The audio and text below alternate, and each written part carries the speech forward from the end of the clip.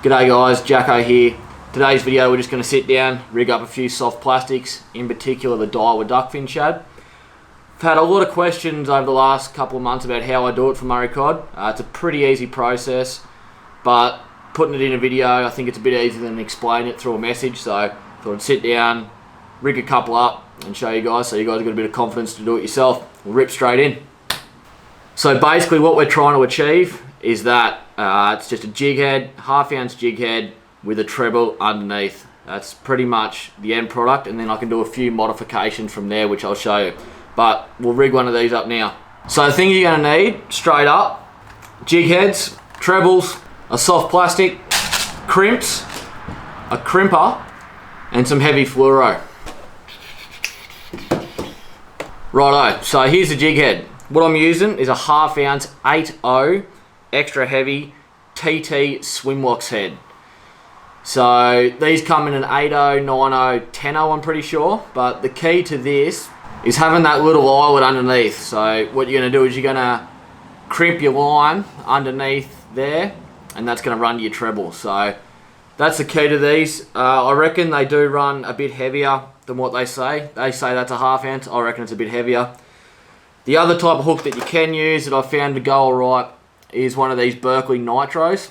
They've got two toe points up the top, and they've got the eyelet underneath, which is the key. There's a few different brands out there, but they're the two I like to stick with. The only thing with the Berkeleys is they only come in a 5 and a 7.0, so they don't have a size big enough. You know, when I'm rigging the duckfin shads, I like that 8.0, if not 9.0, 10.0. The reason I do go an 8.0 is because you get 3 in a pack with the 8.0. If you go to a 9.0 or a 10.0, you only get 2 in a pack, so it's just a cheaper way of doing it.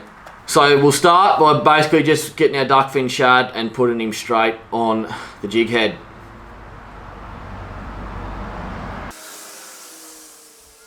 So there we go, that's on.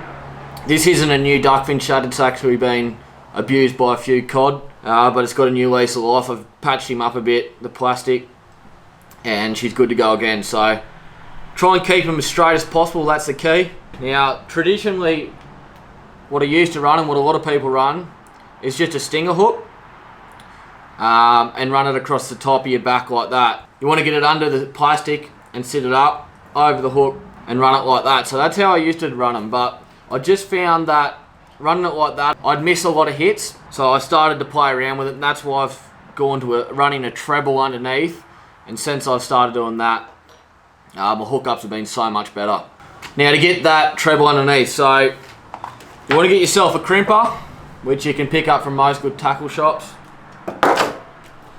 and a couple of crimps. So I just use these crimps, I don't know what size they are or anything, I just got them in a pack and they do the job. And you want to get your fluoro, so chop a bit of fluoro off. I use 80 % extra heavy duty fluoro. The other option you can use is wire. Much of a muchness really. A cod is not going to break 80 % fluoro, so I don't have a problem using that. If I get a few cod on the one lure, then I can change it. You don't have to do that with the wire, obviously, because they're not going to hurt the wire, but I've just found using fluoro works easy for me. So we're just going to slip our crimp over our 80 % fluoro straight in that bottom eyelet on the jig head.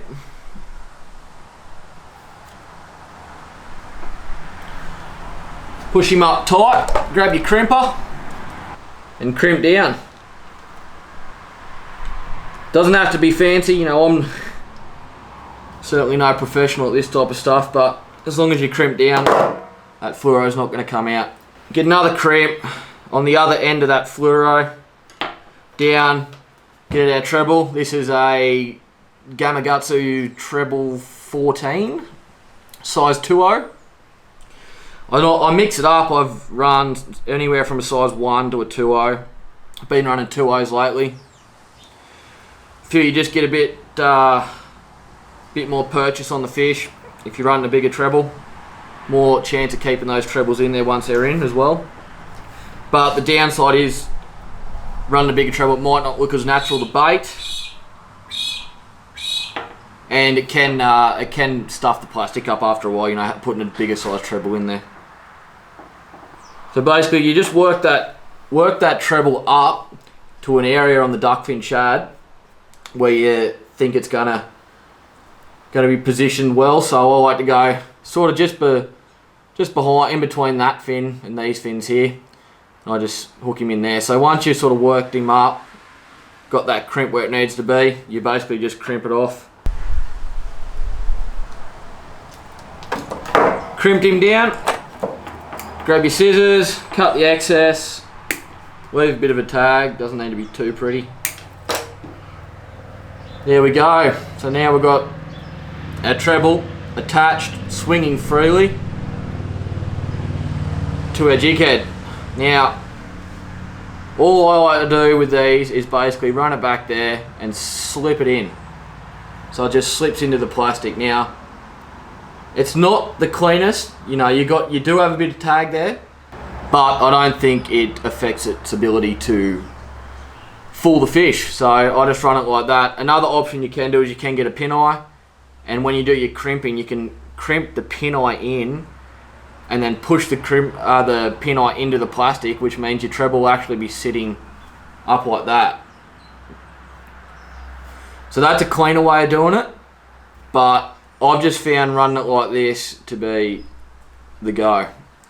Easy as it slips in, you know, if you get a snag or pick up a fair bit of weed, often that might just pop out and you will have to just pop it back in there. But, you know, it doesn't bother me doing that every now and again. It does eventually wear away at the plastic, you know. Got a few here that sort of coming to the end of their time just because putting that treble in and out, catching a few fish, it can deteriorate the plastic. But if you got a plastic that's worth $10 a hit and it's caught a few cod, I think it's done its job, so I can just move on to the next one. This rigging option, I guess, is not only for the duckfin shad. You can use any plastics, so different type of plastics you can run it on.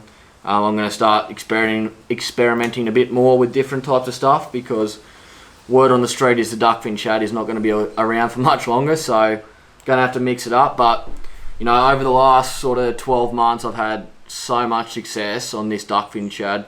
It's not funny, I've pretty much caught all my big cod on this bait, and pretty much in that rigging technique. Once you get it to there, you can mix it up.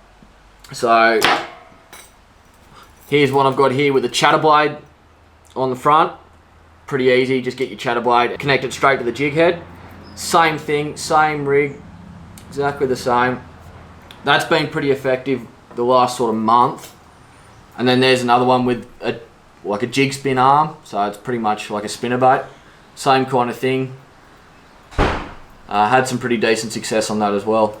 The way I like to roll is when it's cooler in those winter months and those fish are really hunting the bait, I like to go natural and just run it straight jig head.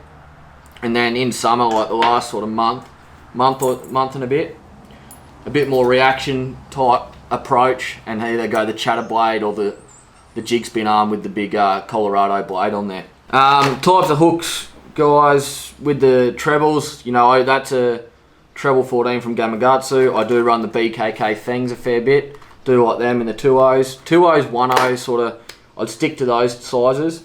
You know, the 2.0 does stand out like dog's balls, and a 1.0 is a little bit more subtle, but I don't think that really affects the fish. It's a pretty simple rig, you know, pretty successful. It's relatively cheap. It's a lot cheaper than a lot of the hard body swim baits out there these days. You know, duckfin shads, a pack of these are $20, so $10 a throw, $4 for the jig head, couple of bucks for your treble, and you're ready to rock and roll. So it's a pretty cheap option. I find these days, you know, I get 2 or 3 packs of duckfin shads at a time and just rig them up so they're ready to go. But yeah, guys, that's the rig. Pick yourself up a few plastics, give them a go. Really effective for the cod these days, especially given the fact that you've pretty much got 3 different lure types in one lure, when you consider you can put a chatter blade, jig spin, or just go the natural jig head. Plenty of different options. I've always got one of each in the boat. Often I'll have one on each rod and just sort of try and gauge what the fish are doing at the time. As I said, winter, I like to go more natural, just a straight jig head, slow wind back to the boat, pretty deep.